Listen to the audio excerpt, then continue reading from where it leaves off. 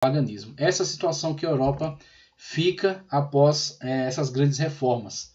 Você tem os católicos romanos sinalizados em amarelo, obviamente são a maioria ainda, né? Normal. Você tem os calvinistas sinalizados aí em roxo, então você tem principalmente a área da Suíça, onde eles estão se difundindo, né? A área da Suíça. Muitas cidades que estão indicadas em roxo aí também. A Escócia, graças ao trabalho extraordinário de Knox, tá ok? E muitas áreas aí também, dentre essas áreas que estão em vermelho e amarelo, você tem ponteadas com áreas roxas, que são locais para onde foram despachados importantes representantes calvinistas que lá fundaram instituições que tiveram muito êxito, né? Então, em diversas regiões, você vê pontuado aí com áreas calvinistas. Anglicanos sinalizados em verde aí, ligados principalmente à questão da reforma, o rompimento, né, que o rei causou na igreja da Inglaterra, assumindo ele mesmo a igreja, separando do catolicismo, mas não necessariamente rejeitando a estrutura católica.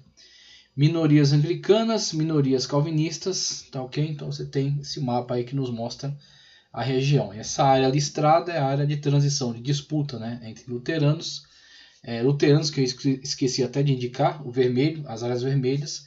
Aí você vê ao norte, né, principalmente ao norte, Dinamarca, norte da Alemanha, norte da Polônia, Noruega, Suécia, Finlândia, partes aí da Lituânia, Letônia, Rússia, né? Você vê a adesão ao luteranismo, tá ok? Ao luteranismo. Aí para termos uma ideia dessa linha histórica, né? Já estamos vendo aí com a reforma de Lutero, com essas explicações, né, que estamos dando acerca das vias que a reforma tomou. Você tem então esse quadro, né, que nos apresenta aí estas ramificações. Reforma protestante. A reforma protestante, de fato, você tem com os luteranos e os calvinistas, né? Luteranos e a igreja reformada na Suíça, ok? Os anglicanos é aquela situação que a gente já descreveu em relação à Inglaterra e ao rei, que separou aquela igreja da autoridade do Papa. A reforma radical você tem em cima com os anabatistas, a história deles a gente já passou, desde movimentos mais radicais para os pacifistas dos menonitas, né? Que dão sequência aí. E depois até os Amish também. Os luteranos vão seguindo essa linha histórica. A partir dos luteranos surgirão os pietistas, que serão também um movimento que vai se destacar dos luteranos, mas não nessas características tão aguerridas quanto foram os anabatistas, que de fato combateram contra eles. Eles vão apenas requerer um movimento de mais santificação, mais espiritualidade, tá certo? E não vão aceitar essa estrutura que é ainda muito semelhante à estrutura da Igreja Católica. Dos anglicanos você vai ter aqueles também chamados não conformistas, né? Os puritanos ou separatistas de modo geral. Então você vai ter alguns grupos, dentre eles, importantes grupos que vão migrar para os Estados Unidos e lá sim vão conseguir florescer com o surgimento de várias congregações a partir deles. Inclusive ele coloca aí nessa linha de transição entre puritanos, presbiterianos, os congregacionalistas, né, que vai ser em alguns momentos uma fusão entre eles que se destaca e forma outros movimentos. Na reforma na Suíça você tem igrejas reformadas, calvinismo, né, no tronco principal, Calvino, o grande sistematizador da fé ali. Dentre eles surgem os presbiterianos, que seguem numa linha, e um outro grupo que inclui aí algumas igrejas reformadas, tá certo? Mas que estão dentro também desse escopo do trabalho de Calvino.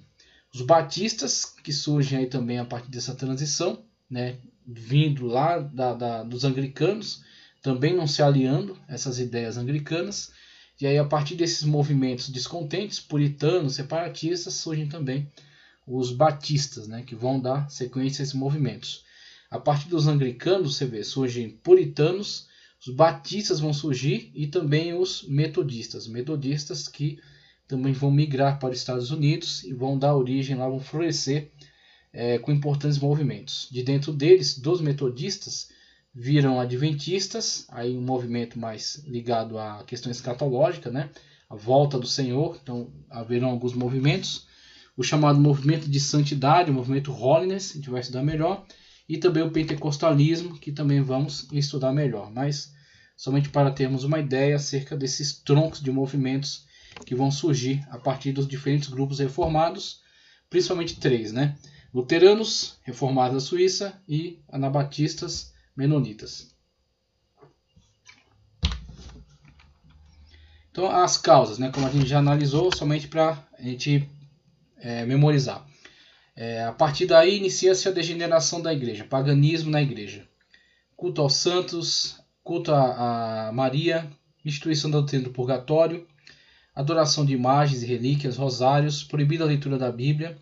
Além desses desvios, a corrupção, a ganância e a imoralidade do clero descaracterizaram a igreja cristã e revoltaram o rebanho. Então, esses motivos foram muito sérios para o levante desses importantes reformadores. Pré-reformadores, você tem Wycliffe, que eu já citei, John Huss e Gerolamo Savonarola, que na verdade nunca saiu de dentro da igreja católica. Tá? Então, enquanto aqueles tinham uma tendência mais para sair da igreja, Savonarola, na verdade, queria apenas moralizar dentro da própria igreja católica. Tradução das escrituras nas línguas locais e obra dos humanistas, também analisamos isso, tá, okay? Quando falamos acerca da fomentação de conhecimento independente da igreja pelos humanistas. Contribuições para a reforma, também pesquisei aqui esse outro material muito importante. Erasmo de Roterdã faz uma edição crítica do Novo Testamento em grego. Gutenberg com a imprensa. Reforma magisterial, apoio mútuo entre reformadores e magistrados, no caso as autoridades locais, né? E reforma radical, rejeição da gerência secular nos assuntos da igreja, que a gente analisou já.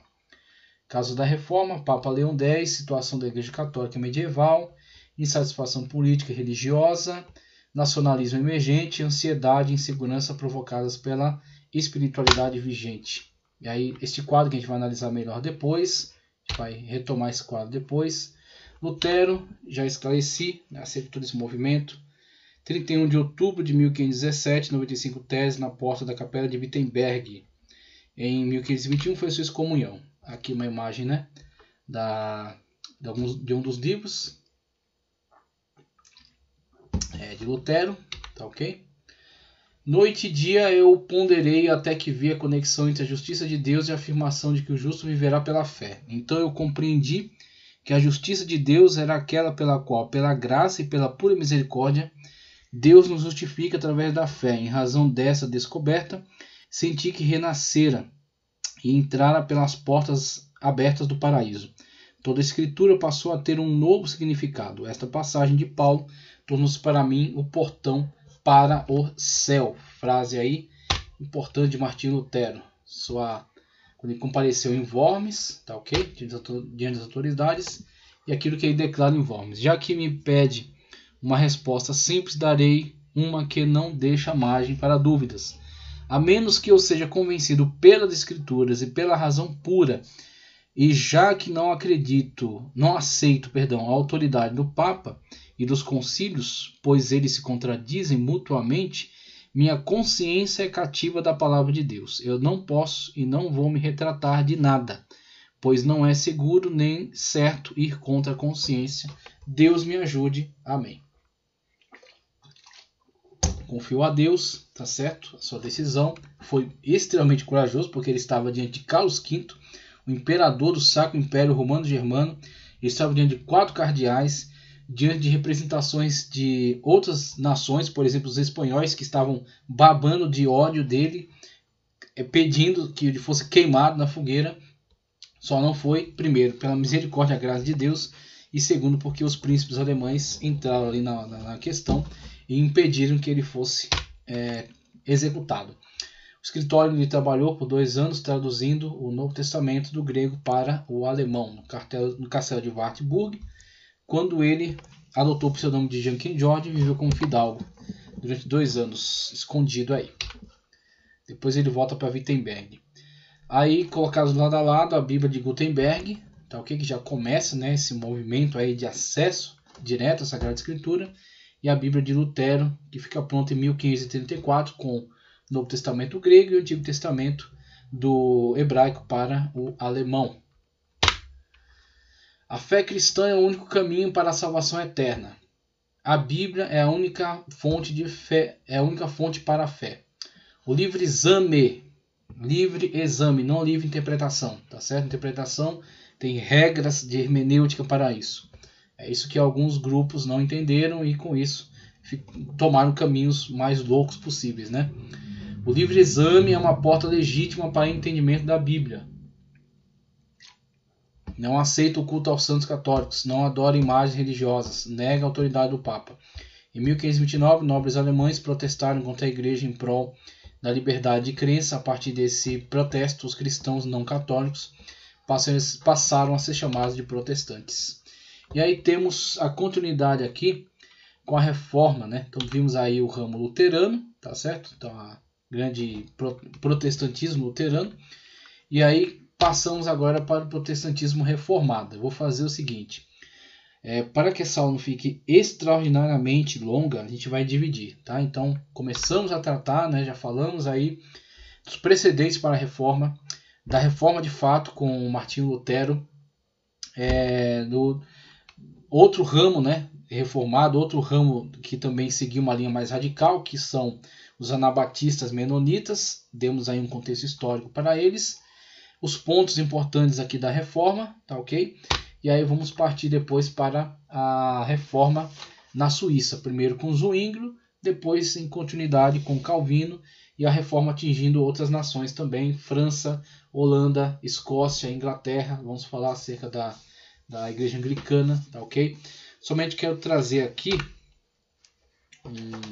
uma leitura para encerrarmos esta aula, que já está extremamente grande, mas é muito útil, porque tem muito conteúdo importante, muito conteúdo interessante para nós. Então quero trazer essa contribuição no livro História da Reforma, de Carter Lindbergh,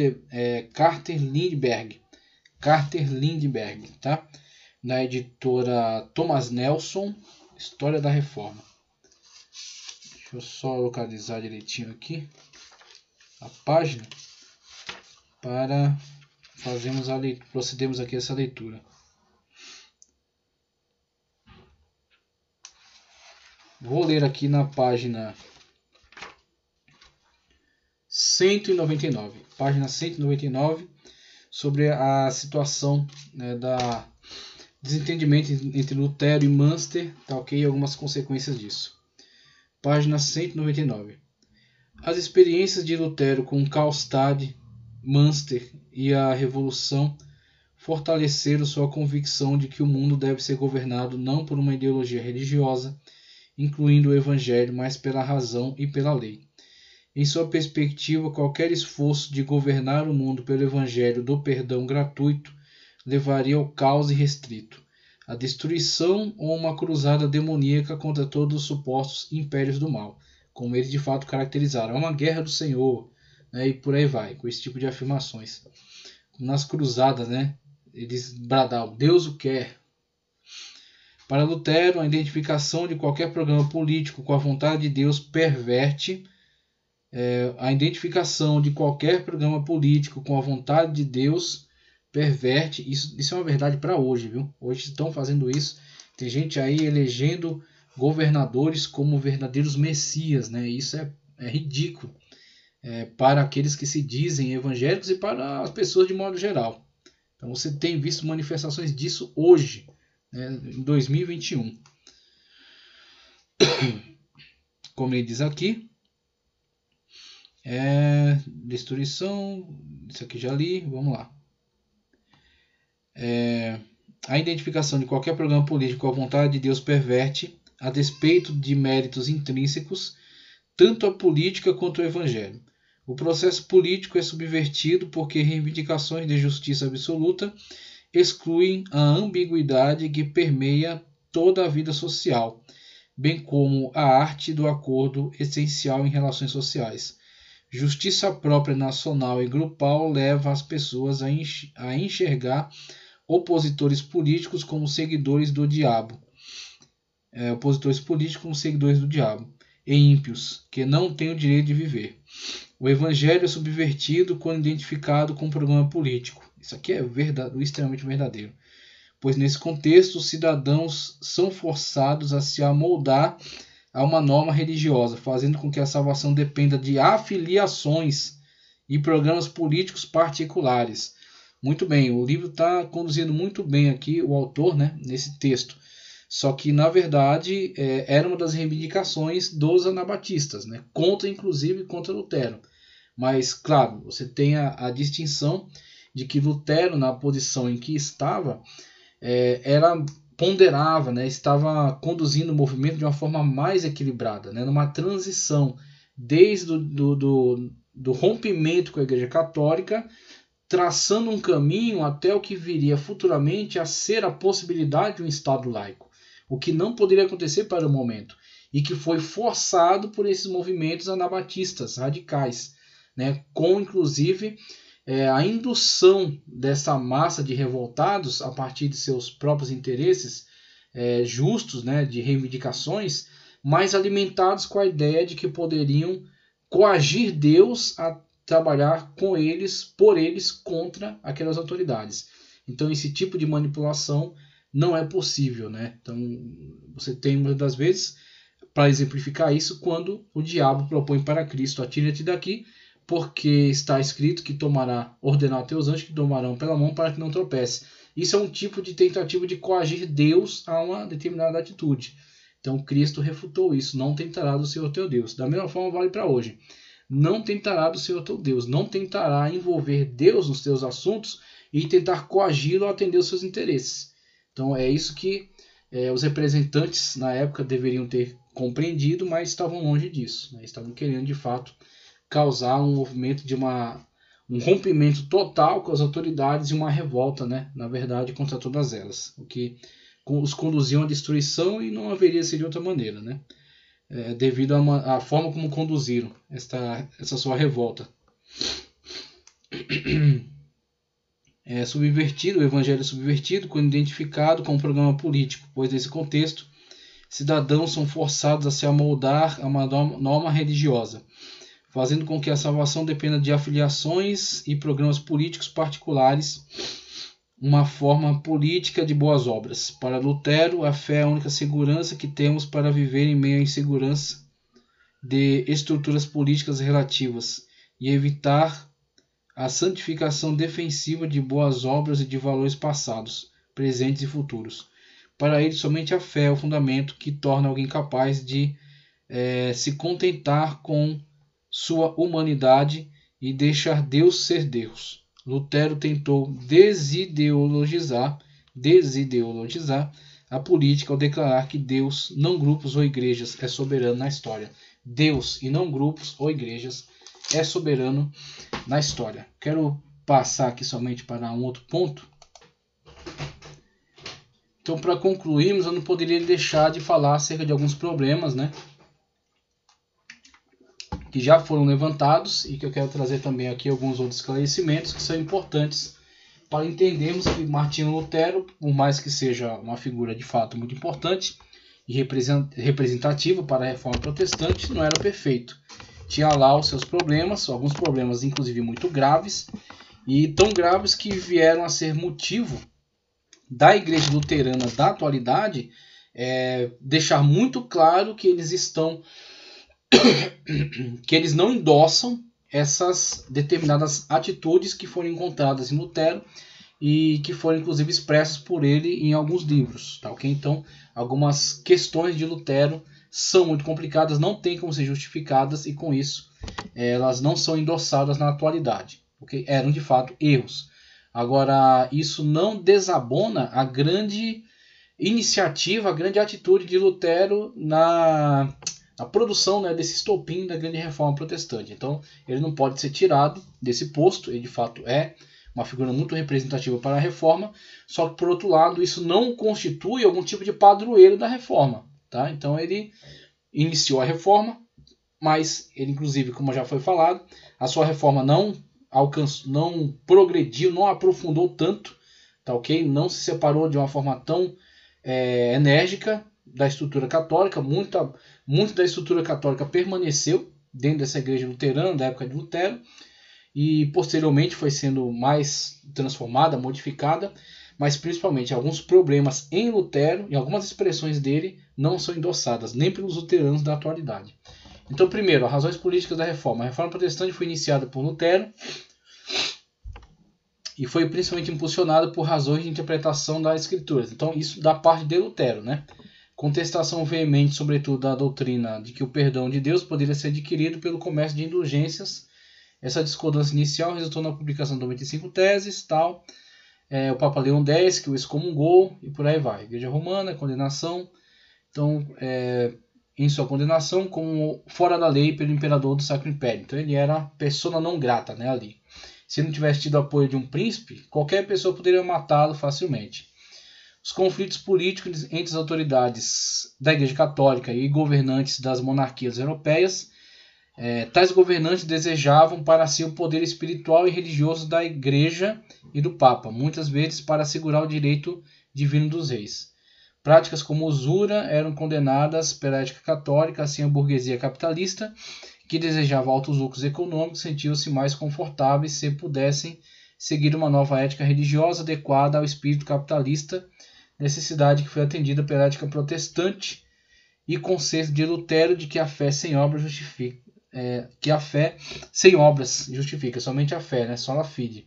Então separou essa questão que a Igreja Católica exercia controle, até sobre isso, né? Até sobre a questão dos negócios, né? Desses grandes comerciantes que estavam cada vez mais crescendo e querendo então implementar suas diversas formas de negócio, em alguns momentos até lidando com essa questão puramente capitalista, econômica, né, dos empréstimos, de juros, esse tipo de coisa. Então, a Igreja Católica rejeitava isso, porque ela queria somente ela acumular essas riquezas, né? Algumas causas econômicas para a aceitação da reforma foram o desejo da nobreza e dos príncipes de se apossar das riquezas da Igreja Católica, de fato, e de ver livre da tributação papal, obviamente. Então isso é claro. Também na Alemanha, a pequena nobreza estava ameaçada de extinção em vista do colapso da economia senhorial. Então, há problema também no enfraquecimento aí dos senhores feudais. E pensar que eles tinham que dividir parte do seu território com os bispos locais, né? Muitos desses pequenos nobres desejavam as terras da igreja. Somente com a reforma essas classes puderam se expropriar as terras. Então, você tem a situação desses pequenos senhores feudais que vão ter um upgrade aí, né, no seu poder quando o padre dali é expulso, né, o bispo dali é expulso, o arcebispo, e aquela terra agora é dele. Então, interesses puramente financeiros na reforma. Durante a reforma na Alemanha, autoridades de várias regiões do Sacro Império Romano Germânico, pressionados pela população e pelos luteranos, expulsaram e mesmo assassinavam sacerdotes católicos das igrejas, substituindo-os por religiosos com formação luterana. Isso aconteceu também em propriedades católicas em relação aos luteranos, em relação aos reformados calvinistas. Então isso é uma situação da época, do contexto, e que se deu, né, tanto em relação ao lado protestante quanto em relação ao lado católico. Tá, ok? Então você tem aí essa questão das razões políticas da reforma. Você tem o massacre dos anabatistas. Martinho Lutero era radicalmente contra o corpo doutrinário do movimento anabatista, que originou-se na reforma, que foi liderada por Thomas Manze. Manze inicialmente era adepto de Lutero, porém ao defender, juntamente com seu movimento, uma sociedade sem diferença entre ricos e pobres e sem propriedade privada, este foi fortemente atacado por Lutero e eles romperam. Lutero argumentou para Manze que a existência de senhores e servos era vontade divina, legitimando assim o poder político.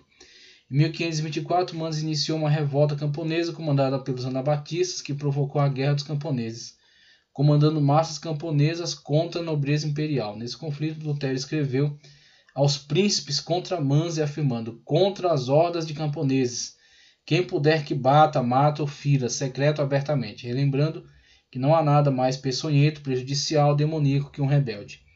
Após a derrota dos camponeses, na guerra, os anabatistas continuaram sendo perseguidos e executados em países protestantes e católicos também.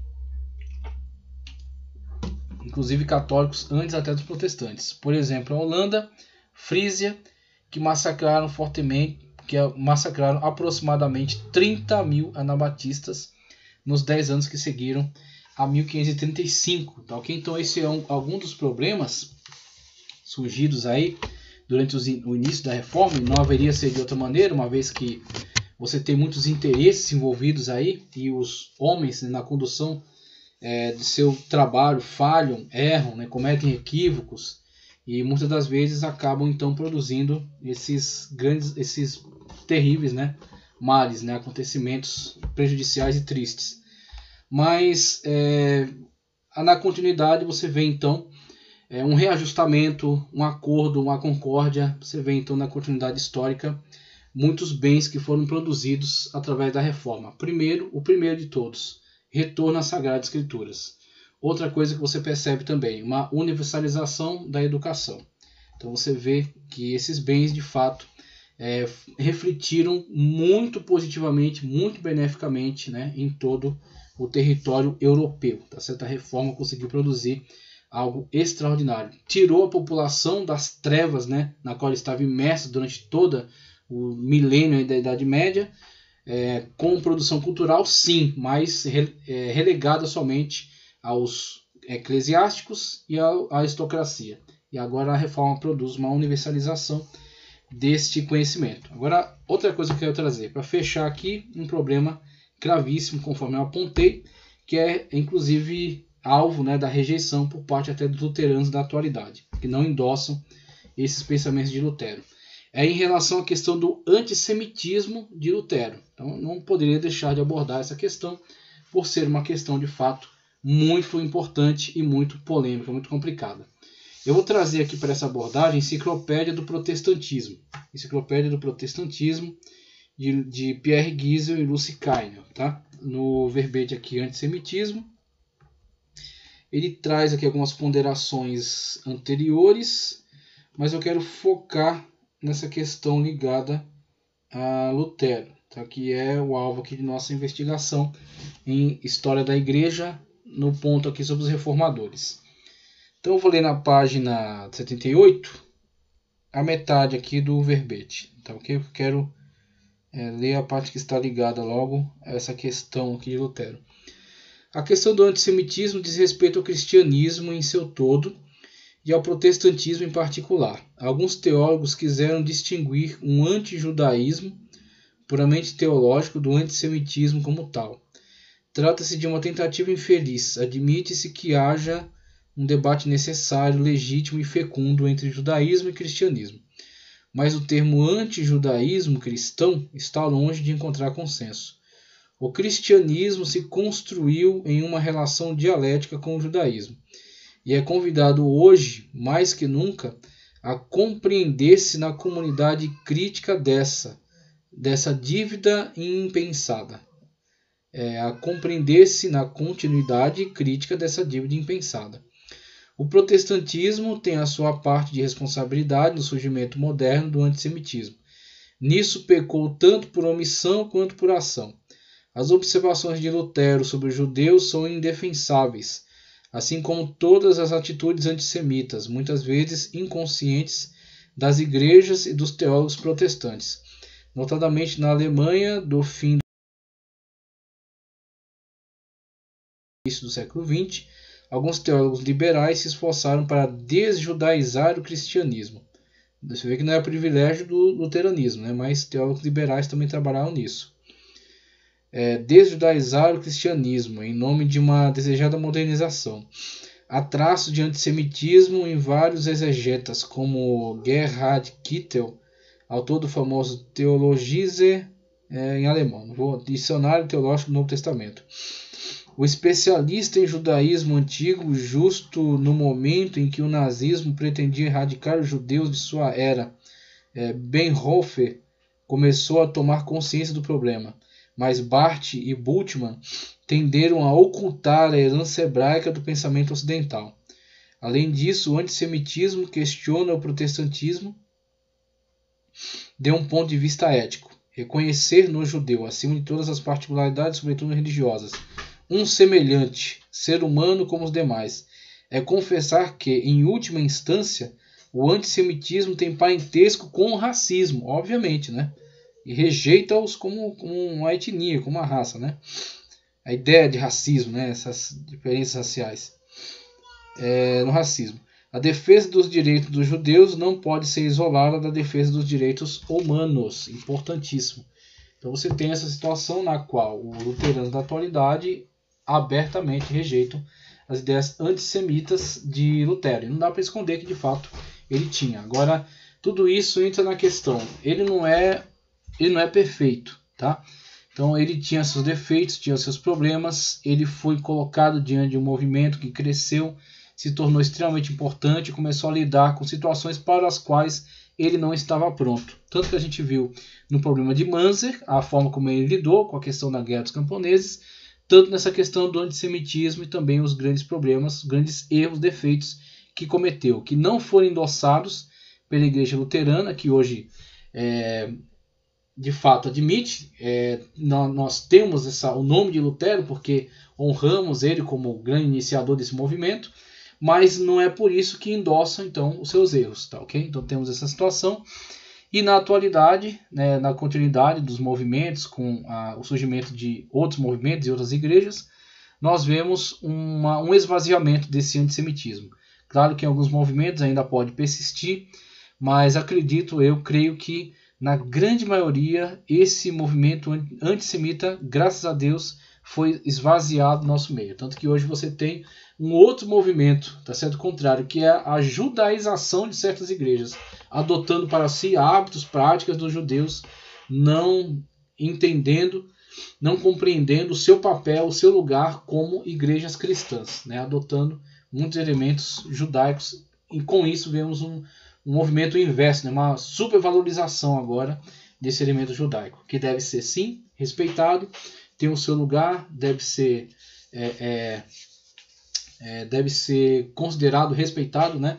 Não agredido, mas deve se estabelecer sim um diálogo e um entendimento sobre o processo histórico de cada movimento, tanto os judeus na sua linha de continuidade histórica, quanto os cristãos também na sua importância, nos seus defeitos, nos seus erros e nos seus acertos, para que possam dar continuidade e assim crescer cada vez mais, né? Que essa igreja possa, analisando sua história, entender, né, todos os pontos em que acertou, que errou, e possa assim dar continuidade de forma sadia à sua história que permanece ainda sendo escrita, tá ok? Então agradeço a você que ficou até esse momento. A aula já está em 2 horas e 17 minutos, não seria diferente.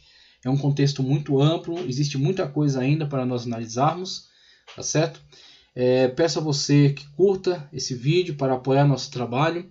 Inscreva-se no canal, nos dê esse apoio, nos dê essa ajuda. Estamos produzindo esse conhecimento aqui, esse material, aproveitando pesquisa também de importantes materiais que foram produzidos, usando aqui, disponibilizando para você, né, para que você possa ser edificado, crescer no conhecimento, crescer na fé, se fortalecer, tá ok? E assim poder trabalhar de forma cada vez melhor para o reino de Deus. Então, curta o vídeo, inscreva-se no canal, compartilhe o vídeo, tá certo? E que Deus continue abençoando poderosamente a sua vida. Temos uma sequência dada aí com a reforma na Suíça, a reforma em vários pontos aí da Europa, na Inglaterra, e depois a continuidade contra a reforma católica, e depois a expansão das reformas para as Américas. Tá ok? Muito obrigado, que Deus continue abençoando a sua vida em nome de Jesus.